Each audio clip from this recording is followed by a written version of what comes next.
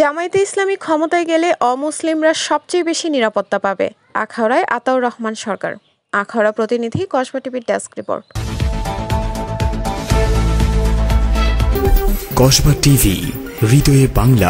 বাংলাদেশ জামায়াতে ইসলামী ঢাকা মহানগরী উত্তরের প্রচার মিডিয়া সেক্রেটারি ও কসবা আখাউড়া সংসদীয় আসনের সংসদ সদস্য প্রার্থী মোহাম্মদ আতাউর রহমান সরকার বলেছেন, জামায়াতে ইসলামী ক্ষমতায় গেলে অমুসলিমরা সবচেয়ে বেশি নিরাপত্তা পাবে, তাদের নাগরিক অধিকার নিশ্চিত করা হবে, দেশ গড়ার কাজে তাদেরকে সম্পৃক্ত করা হবে। তিনি 10 জুন বিকাল 5টায় আখাউড়া উপজেলার মনিয়ন্দ ইউনিয়নে আয়োজিত ঈদ পুনর্মিলনী অনুষ্ঠানে প্রধান অতিথির বক্তব্যে উপরোক্ত কথা বলেন। মনিয়ন্দ ইউনিয়ন আমির মোহাম্মদ সানাউল্লাহর সভাপতিত্বে কর্মমঠ বাজার মাঠে আয়োজিত বিশাল ঈদ পুনর্মিলনীতে বিশেষ অতিথির বক্তব্য রাখেন ব্রাহ্মণবাড়িয়া জেলা জামায়াতের কর্মপরিষদ সদস্য কাজী সিরাজুল ইসলাম।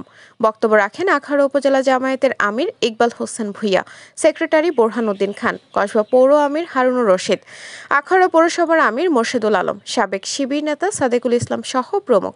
আতাউর রহমান সরকার বলেছেন, 54 বছরে দেশকে যারা শাসন করেছে তারা নিজেদেরকে রাজা আর জনগণকে প্রজা মনে করত।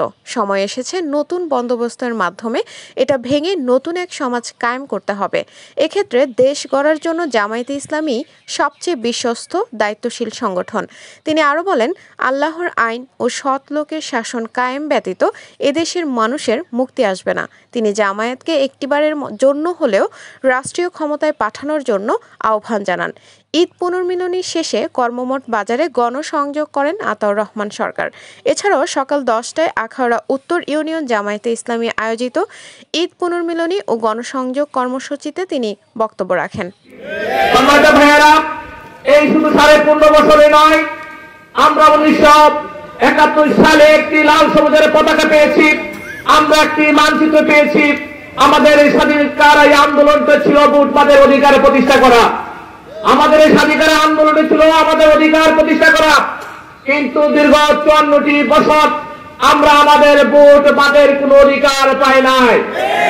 যারা শাসনভারের দায়িত্ব পালন করেছে, কেউ সমাজতন্ত্রের কথা বলে দায়িত্ব গ্রহণ করেছে, কেউ পুঁজিবাদের কথা বলে দায়িত্ব গ্রহণ করেছে, কেউ ধর্মনিরপেক্ষতার কথা বলে দীর্ঘদিন আমাদের বুকে সেখানে চাপা দিয়ে আমাদেরকে শাসন তারা করেছে, কেউ জাতির কথা বলে দেশের মানুষকে শাসন করেছে।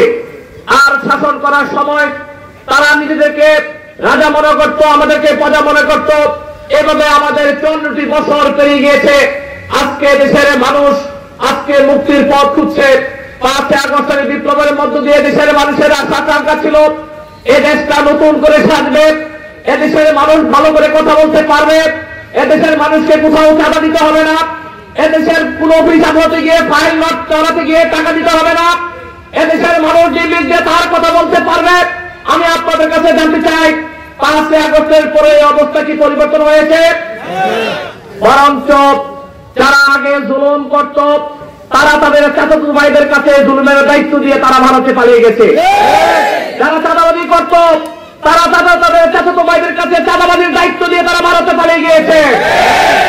যারা মানুষকে নির্যাতন করত, টেম্পো স্ট্যান্ডে চাঁদা আদায় করত, তারা তাদের চাচাতো ভাইদের কাছে দায়িত্ব দিয়ে তারা ঢাকাতে আলিশান বাড়িতে সেখানে বাসা বাড়িতে তারা থাকে। সম্মানিত ভাইয়েরা, আজকের এই সময় এসে দাঁড়িয়ে আমরা স্পষ্টভাবে বলতে চাই, যখন 34শে জুলাই 5 আগস্টের বিপ্লব সংগঠিত হয়েছিল, এই দেশ একটা অরক্ষিত অবস্থায় ছিল। এদেশের নিরাপত্তা ছিল না, আইন শৃঙ্খলার চরম অবনতি ছিল। মন্দিরগুলো, বৌদ্ধদের মঠগুলো, খ্রিস্টানদের গির্জাগুলো, সেদিন জামাত ইসলামের কর্মীরা সেদিন আমাদের জামাতের নির্দেশ অনুযায়ী পাহারা বসেছিল। ঢাকার ট্রাফিক ব্যবস্থা ভেঙে ফেলেছিল, ছাত্ররা ট্রাফিক ব্যবস্থার দায়িত্ব পালন করেছে। আমরা লাগাতার প্রায় 5 থেকে 10 দিন আমরা ট্রাফিকদের যাবতীয় খাবারের ব্যবস্থা আমাদের পক্ষ থেকে করা হয়েছে। এত জুলুম নির্যাতন করার পরে যারা আহত হয়েছে তাদের চিকিৎসার দায়িত্ব কেউ নেয় নাই। তখন আমাদের নির্দেশে আমরা তাদের চিকিৎসার দায়িত্ব আমরা গ্রহণ করেছিলাম। শহীদ পরিবারদেরকে প্রত্যেককে 2 লক্ষ টাকা করে প্রদান করা, তাদের পরিবারকে দেখভাল করার দায়িত্ব আমাদের নির্দেশে আমরা দায়িত্ব পালন করেছিলাম। এভাবে আজকে আমরা যে সমাজ কায়েমের স্বপ্ন দেখি, আজকে এই সময় এসে দাঁড়িয়ে এই কথা স্পষ্ট হয়েছে, 54 বছর যারা আমাদেরকে শাসন করেছে তারা রাজা বলে গিয়ে তারা আমাদেরকে প্রজা মনে করেছে। আমাদের অধিকার তারা আমাদেরকে দেয় নাই, আমাদেরকে কথা বলা অধিকার আমাদেরকে দেওয়া হয় নাই, আমাদের ভোট দেওয়ার অধিকার আমাদেরকে দেওয়া হয় নাই। আজকের এই সময় দাঁড়িয়ে জামাত ইসলামের পক্ষ থেকে আহ্বান আপনাদের কাছে আমরা নিয়ে আসছি। আমাদের আমির জামাতের পক্ষ থেকে এই দেশটাকে যদি আমরা সত্যিকার অর্থে ভালোবাসি, এই দেশের মাটি মানুষকে যদি ভালোবাসি, পৃথিবীর এমন একটা দেশ দেখান যে দেশটা এত সুন্দর, সবুজ শ্যামল শস্যে ভরা এই বাংলাদেশ, অথচ এই দেশটাকে কারা পিছিয়ে রেখেছে। আজকে আমাদের এমএটিএস যোদ্ধাদের টাকা দিয়ে দেশটা চলে, অথচ এমএটিএস যোদ্ধারা যখন বিমানবন্দরে আসে তাদের সাথে তৃতীয় শ্রেণীর কর্মচারীদের মতো আচরণ করা হয়। আজকে এমএটিএস যোদ্ধাদের ভোটাধিকার নেই। আমির জামাতের পক্ষ থেকে বলা হয়েছে এমএটিএস যোদ্ধাদেরকে 1,50,00,000 এমএটিএস যুদ্ধ আছে, যাদের টাকা দিয়ে আমাদের দেশ চলে, যাদের টাকা দিয়ে আমাদের বিল্ডিং হচ্ছে, যাদের টাকা দিয়ে আমাদের দেশ পরিচালনা হচ্ছে, অবিলম্বে তাদেরকে ভোটাধিকার তাদেরকে প্রয়োগ করার সুযোগ করে দিতে হবে। আমাদের ভাইয়া, তাদের নিরাপত্তা নিশ্চিত করতে হবে। বিমানবন্দরে তাদেরকে হয়রানি করা চলবে না। সম্মানিত ভাইয়েরা, আজকে আমরা দেখছি আমরা যে এলাকায় বসবাস করে আল্লাহ রাব্বুল আলামিন খাস মেহেরবানি করে আমাদেরকে এলাকা পাঠিয়েছে।